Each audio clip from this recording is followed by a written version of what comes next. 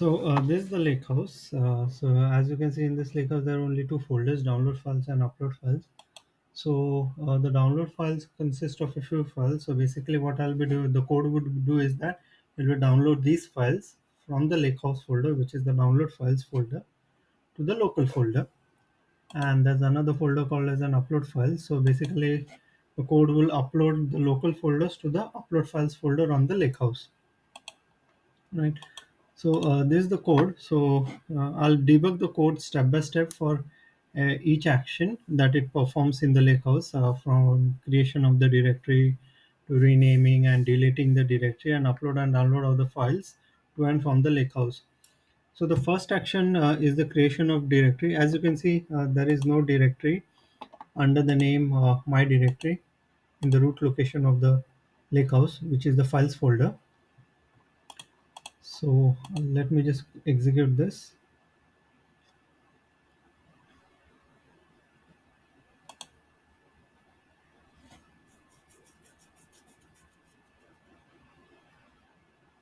So basically, this method is going to create a directory under the name my directory in the files folder.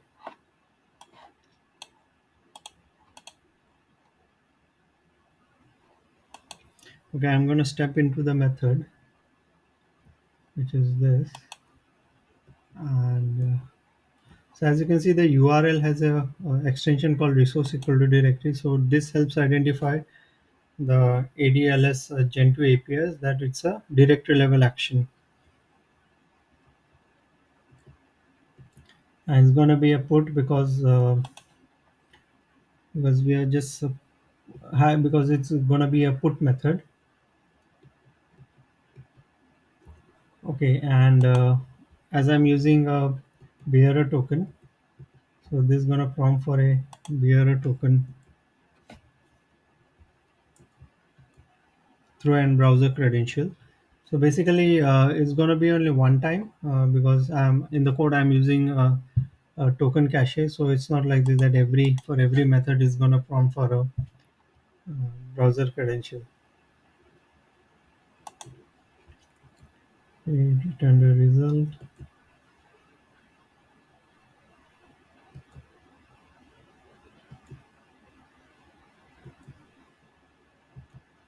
And ensure the success. Okay, it's done. So let's go back to the lakehouse and check if the directory was created. Yes, you can see there's a directory now under the name my directory. Now let's rename this directory. So we're gonna rename this directory my directory from my directory to not my directory. I'm gonna step into this code. So here we need to add some additional headers.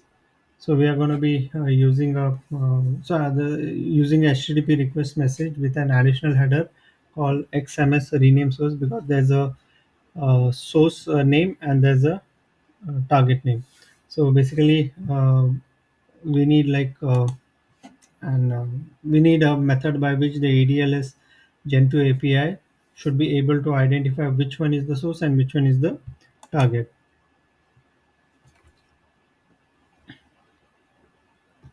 So we're going to send this metadata, which is the HTTP request message, as a parameter to the send method. I'm going to step into this code. I'm not going to step into the authorization part now. So we should get a response. We're going to ensure if it's a success or not. So if it's a failure, the code would go into the catch part.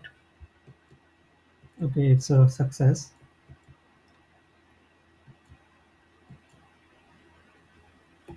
Okay, now let's check if the folder was renamed. Yep, so it's renamed to not my directory. The next thing that we're going to do is that we're going to delete this folder. So I'm going to step into this code. So it's just a simple delete method, HTTP delete method. So I'm not going to step into this code because it's just a simple HTTP delete method. We just have to send the directory name to the DFS endpoint.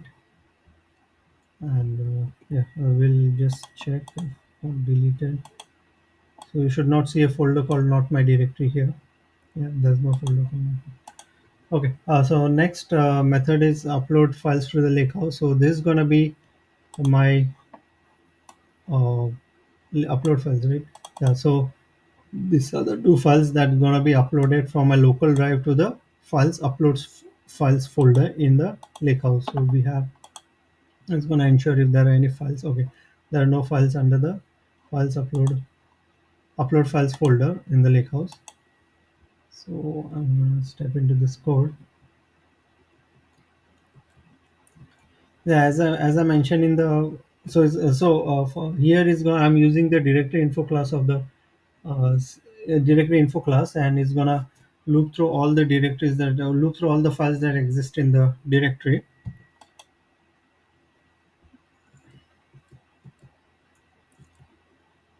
So first thing is that we are setting up the file system yeah, through the ADLS Gen2 API, and this file system is then once this is set, then we are gonna do a we are gonna send a stream we are going to send a stream object of the files that we are traversing through the local directory. So here now we have set up the stream, we have set up the files system. So I'm gonna just like no, this code is this part is basically setting up the file system. So the file system has been set. Okay. Now file stream send async is gonna send the stream the file stream, right? Now this is a two-part method wherein like first thing what we do is that we append the data with a position equal to 0, which is this, right?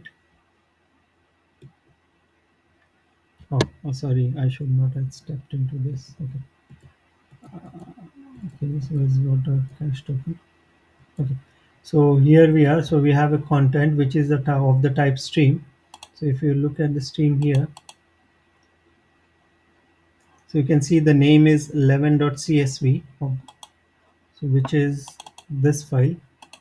So right now it's traversing and setting up the stream for that file, and in the content you should see this stream of data. Sorry, which is yeah, stream message.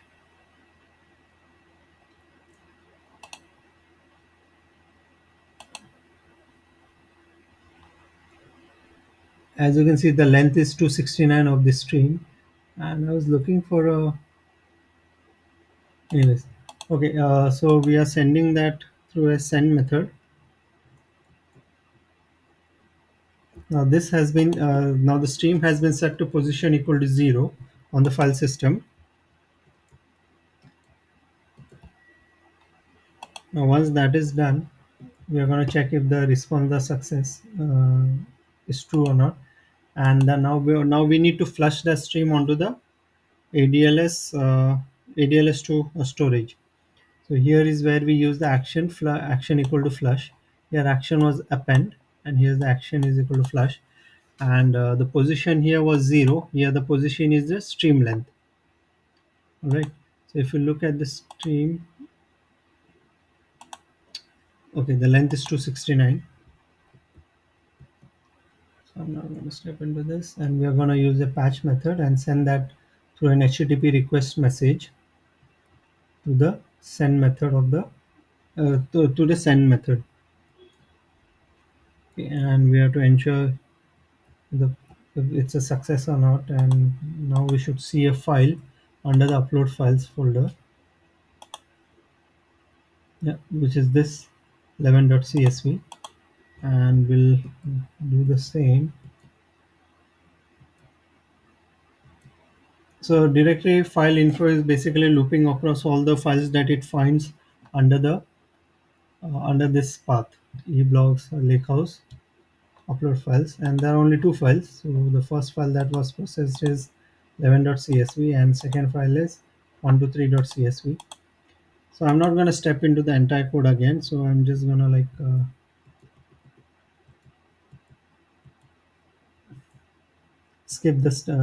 skip this stepping into the each method. So I'm not going to step again into the file stream async method. Okay, it's done. So I'll refresh, go back and check.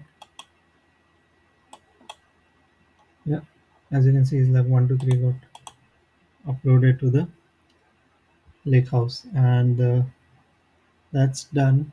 And we'll move on to the next method,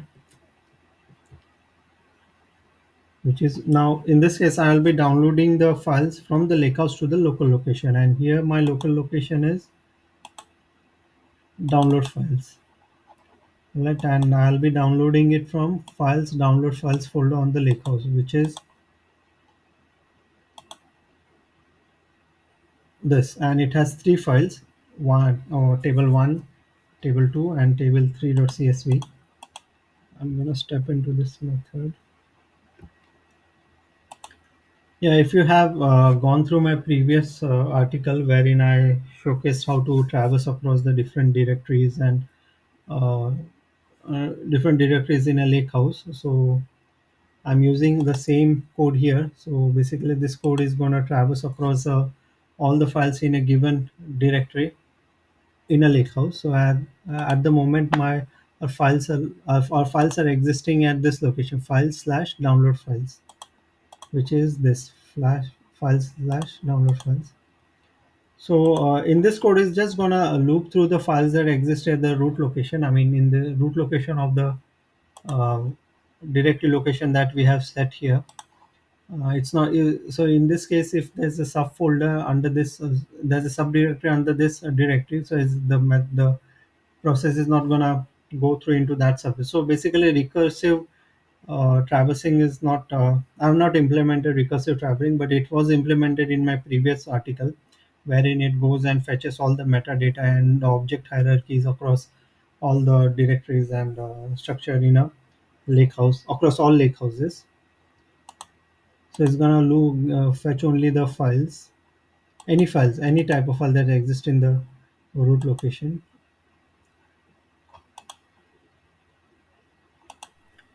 And here, okay, so it's gonna return us a JSON object, a J object, and I'll show it to you. Quick watch.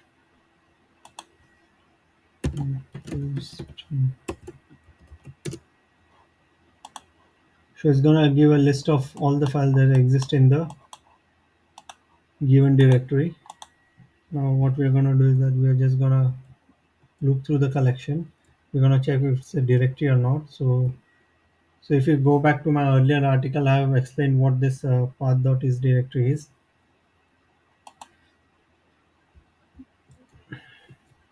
So this is going to fetch the file name, which is table1.csv from the J object. And then this is going to set up the endpoint. So our final endpoint would be this slash lakehouse files downloaded files table1.csv. Now we are going to set this endpoint as an HTTP request message.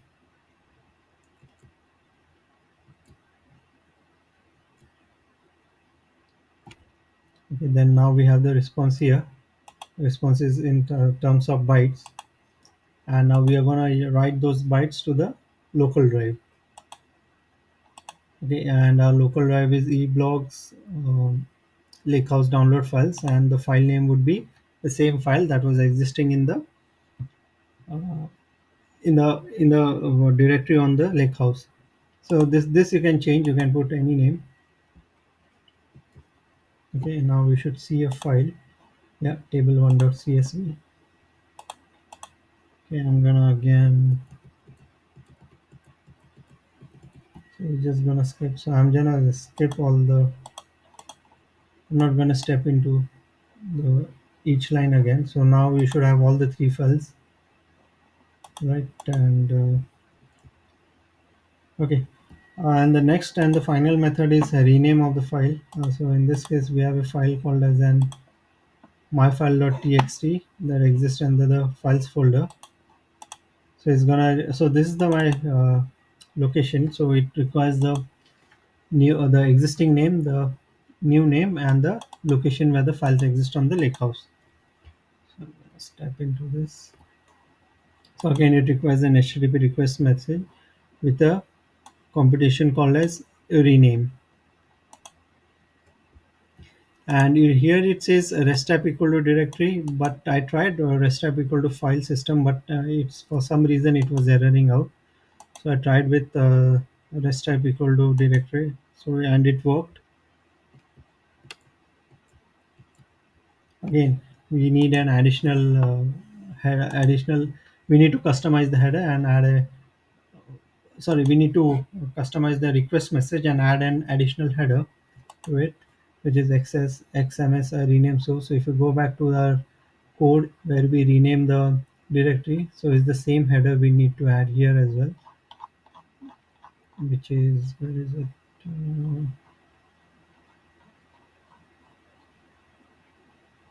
Is the rename file, and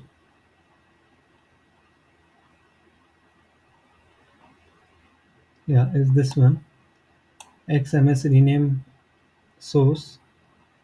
And here also, if you see, we are using the same rest app and competition, which is rename, and here also we're using the same. Anyways, so we are setting up the header here, and we should get a response. Okay, we got 0 byte because we are not performing any write operations here. Yep. So now if you see, file should be renamed from my file to not my file. Yep. Yep.